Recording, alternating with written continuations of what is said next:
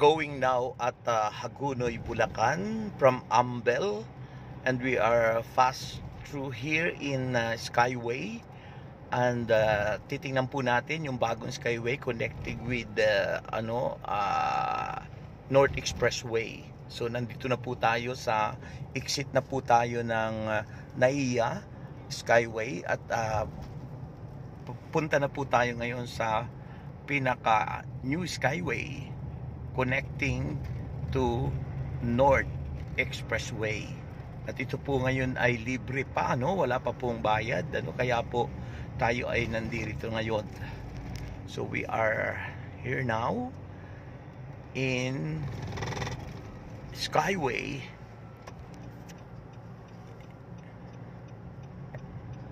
and our driver is a beautiful driver. Her name is Miss Luisa Alarcon America. That's my beautiful wife. Yan. She's a good driver of mine.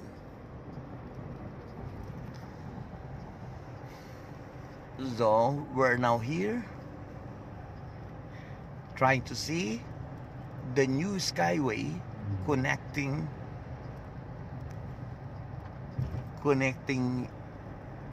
North Expressway. We left at Ambel about 10:15. So tignan po natin kung ilang oras po tayo makararating doon po sa North Expressway, kung ilang minuto po. But I think we left Ambel at around 10:20. Yan, 10:20. 10:20 po tayo umalis sa Ambel Mansion.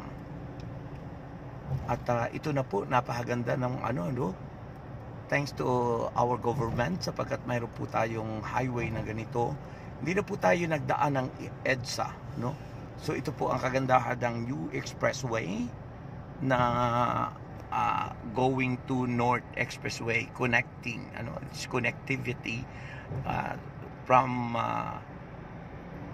North Expressway to South Expressway via Skyway.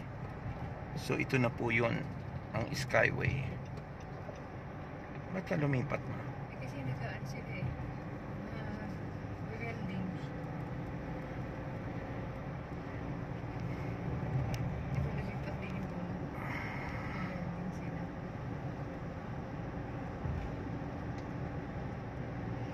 And that exit is going to Amorsolo.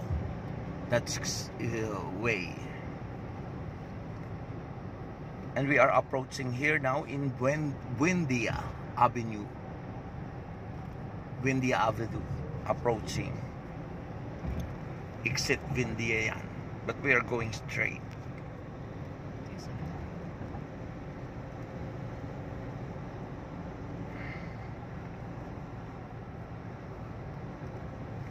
Tingnan mo yung mga sign. Baka mamaya mag-exit ka. Nakalagay dyan Quezon Avenue. Tayo dire-diretso. Huwag kang i-exit. Just fast through. And this is the beauty of the new Skyway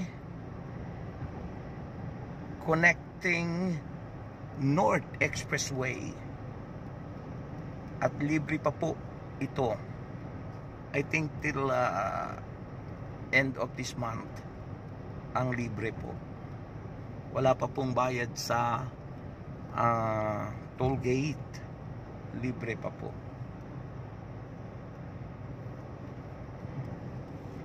So makikita nyo po, hindi pa kasi nung tapos yung mga may mga barriers pa rin, pero napakaganda po. At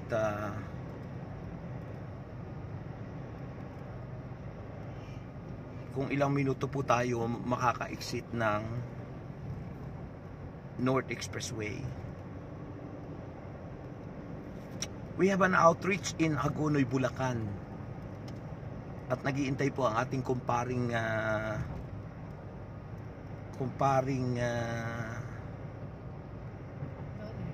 Lawrence Manila at yung kanyang beautiful wife at Robinson Malolos.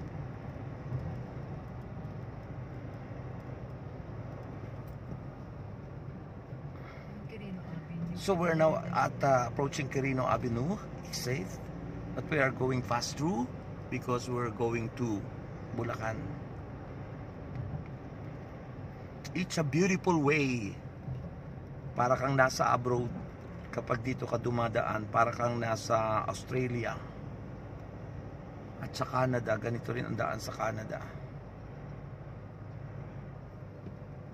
Tsaka maganda ang pagkakagawa nito kasi tinan mo yung tagiliran, mataas ang ang harang. Di kagaya doon sa na kaya may bumabagsak na nasasakyan. Ito may harang, maganda. Kung medyo man may problema ang sasakyan, bumangga sa hindi mababagsak sa baba kasi may harang po. Tapos elevated po dito para bagang may second floor. Ito yung pag nakita mo sa Facebook sa mayroon pa yan sa baba yung pang second floor. Tayo nasa third floor ngayon. Yung pang fourth floor yung nasa taas natin ngayon. Yan yung mga highway tulad sa ibang bansa. 3 layer po ito ngayon. Itong nasa portion na ito. Tayo po ay nasa 2nd layer. O isipin mo, ito po ba ay nabalitaan nyo sa mga malalaking media? Hindi po, di ba? Sa mga social media nyo lang nakikita, pero it's the reality. Narito po tayo ngayon at dito tayo dumadaan. Ito po yung connectivity, connection sa sa North Expressway. Yung pinag-connect na po ang North at saka South Expressway. So ito po ang magiging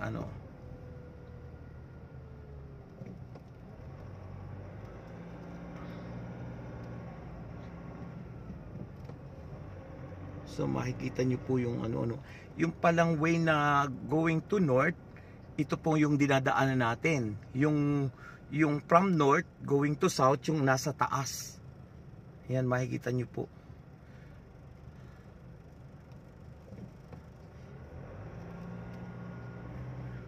Ayan. Yung way going to south from north is yung pong nasa taas na yan. Itong nasa dinadaanan natin ngayon, ito yung way going to north naman from south. Okay, so ito po ang magandang development sa ating pong bansa. Ito ay napakaganda na unang-una po ay sa ekonomiya at sa tourism. Ayan, makikita po natin na kasi hindi na magko-cause ng matinding traffic po sa EDSA Kaya pag ito'y totally finished na po, ay talagang malaking tulong po para ang traffic doon sa EDSA ay lumuwag. So, uunlad ang ekonomiya kapag po kasi walang nasasayang na time at yung gasoline Kaya po, yun ang minsan nagiging cost ng hindi magandang economy kapag po matraffic. So kaya tayo nandito na, malapit na talaga totally finished. Siguro maybe by March ay talagang totally finished na po ito. At ngayon nga po nakakadaan na at libre nga po ang wala pa tayong toll fee.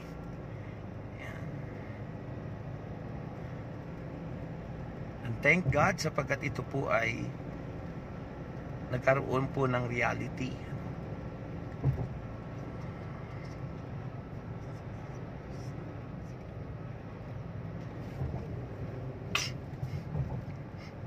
Kung titingnan niyo po sa mga social media, parang ang liit, pero sa actual, ito po ang lalapad pala, Ang lapad pala nito.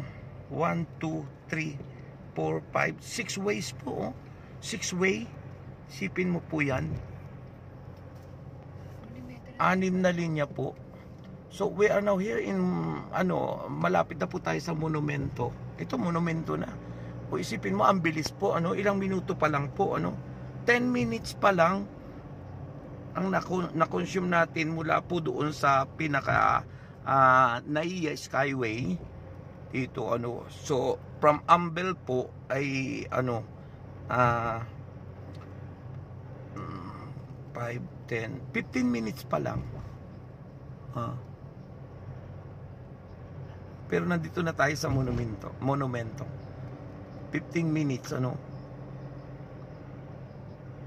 So, from Ambel to, maybe from Ambel to North, siguro aabot mga 20 minutes, ganyan po, kabilis.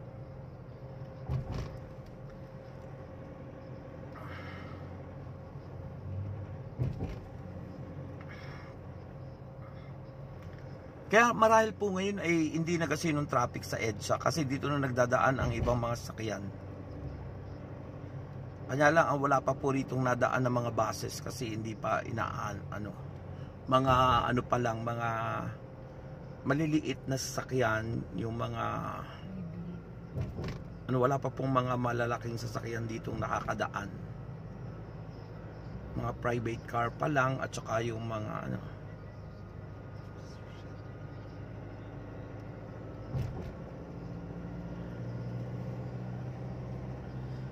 kasi ang entry point ng buses po sa Alabang, hindi pa tapos po yung construction doon. O tingnan niyo po yung mga building na yun, ang ganda, yung mga kala mo nasa Hong Kong ka. Yung ganyang kala mo nasa Hong Kong ka, yung ganyang katataas na building. Itaas po natin, sipin mo. Pero yung kalahati lang yung building.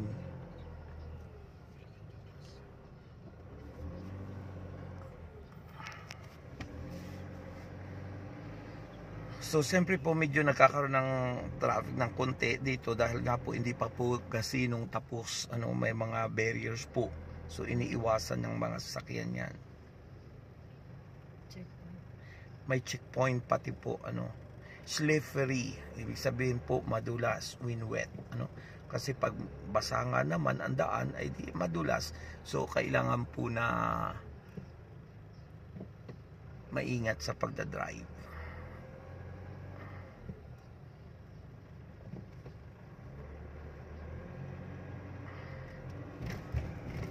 Kasi bago pa lang yung ina-asphalt. Kaya medyo madulas. Ina-asphaltuhan pa.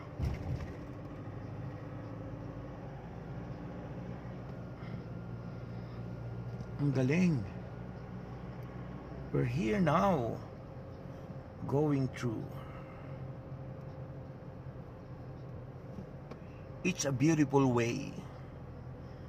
As the Bible said, I am the way, the truth, and the life. And Jesus is the way, the truth, and the life. And this way is the real way on earth. This is the skyway connecting in north and south expressway. Ito yung nasa isip ko noon, nakapagtaka, bakit kaya yung minsan yung iniisip natin nagkakaroon ng reality, nagkakaroon ng katuparan, minsan ako may mga naiisip na na mga bagay na nangyayari talaga. Noon nakaisip ako ng isang napakagandang babae, ngayon katabi ko na siya ang nagdadrive ngayon, nagkakaroon ng katuparan, Ba't ganun? Because we are children of God, If you are in the Lord, our future is good, good future. That's why we sing a song that those who are weak become strong, and those who are poor become rich. Yan. That's why dito na po tayo sa lagpas na tayo ng yung lugar ng mga Chinese. Diretso tayo ba? Diretso. Doon sa taas.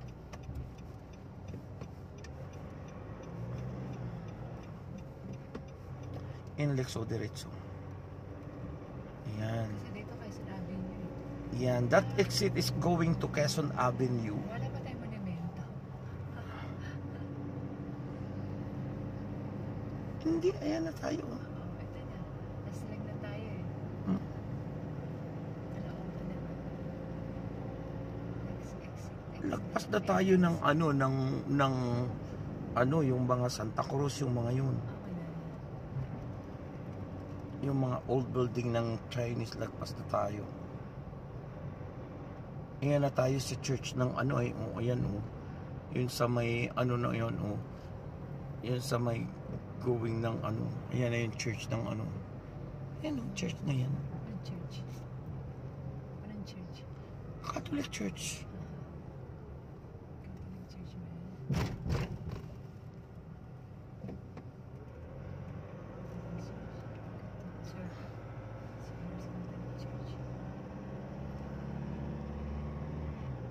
Ang galing.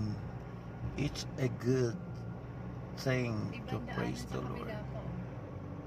No? May mga ano nga, ang galing ng engineer na nag ano niyan. Oh, isipin mo. Dahil nga maliit yung space, ano? Mahal siguro ng tollgate. Ha? Siguro pag nagka-toll gate ito medyo expensive, ano? Pero ako, kukunin ko kasi Ang mahalaga doon yung time, time. yung time consume, di ba? So kapag ano nagmamadali ka going to ano,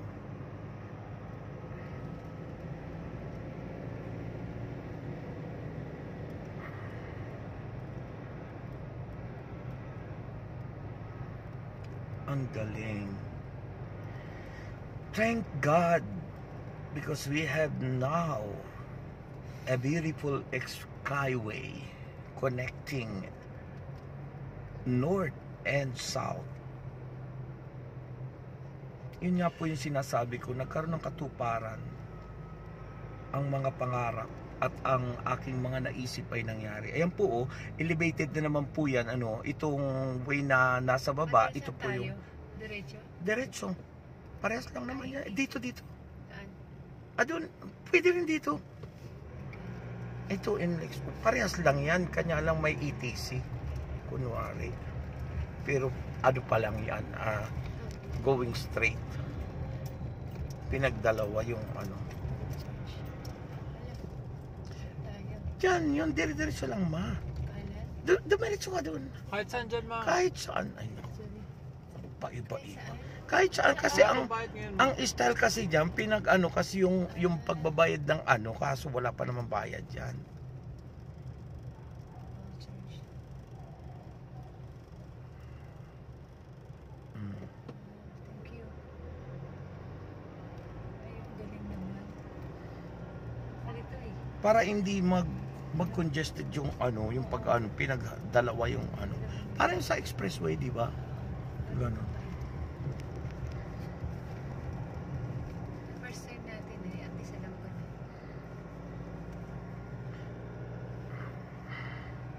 One way lang ito, sa taas yung isang way pag yung papunta sa north, south. Galing, di ba?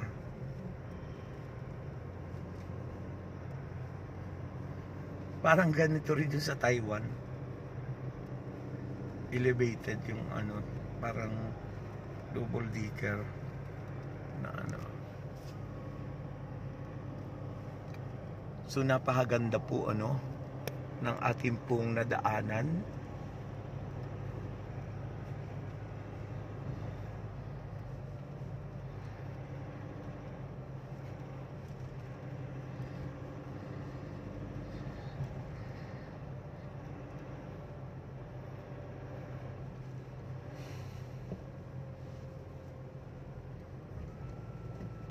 Ang isipin mo pag natapos yun, may itaas pang gano'n, no? Oo, isa pa.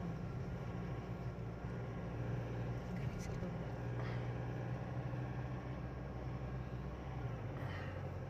Ang galing. Ang galing naging project ni Presidente. Kinontinuous niya yung kay Yung ano ni Marcos, di ba? Kaya niya nga 15 minutes, 30 minutes nandun ka na sa lang.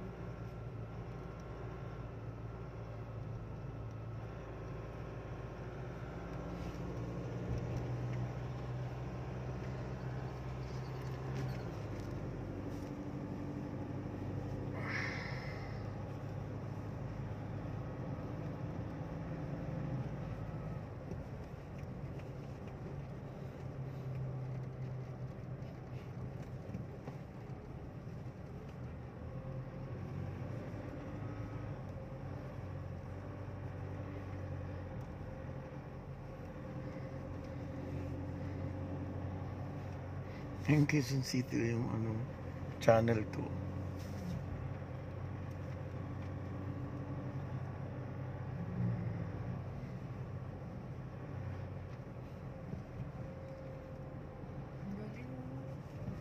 Ang ganda, oh.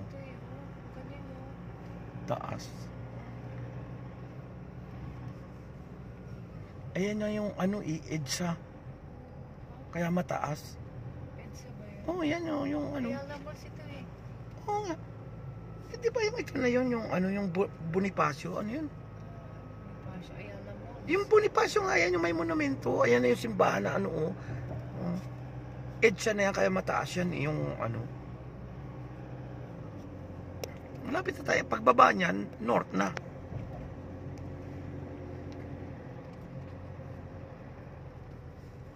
Kaya ito mataas dahil nga yung kalsada sa baba, yun yung EDSA. Maganda yung harang nila pa. Mataas nga, oh, di ba?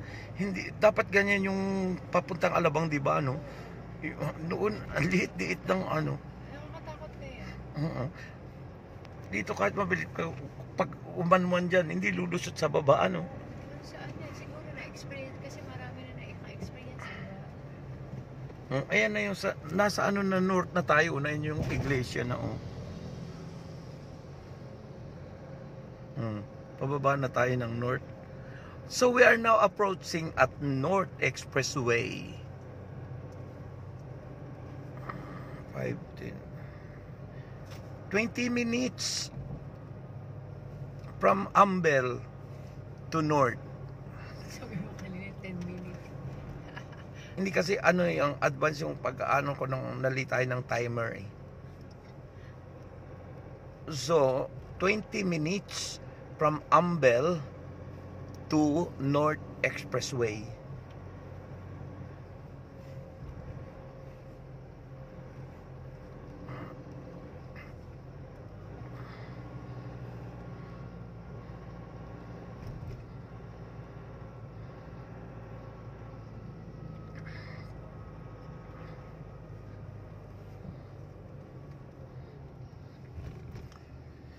So ito na po, exit na po tayo going down to North Expressway. Going down na po tayo sa North Expressway.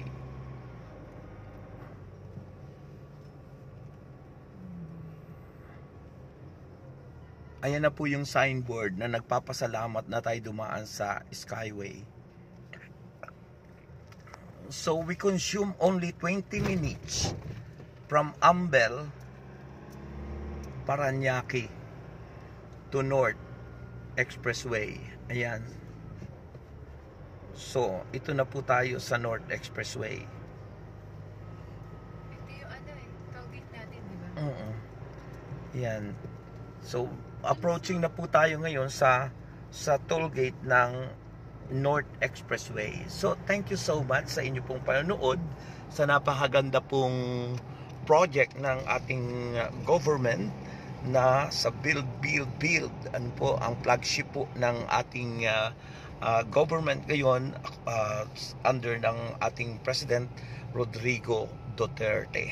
So, thank you so much sa inyo pong panonood dito po sa ating pong channel. And this is Brother Rex America and your coach, Coach Rex America, reporting here in North Expressway. May God bless you now and forever. Amen and amen.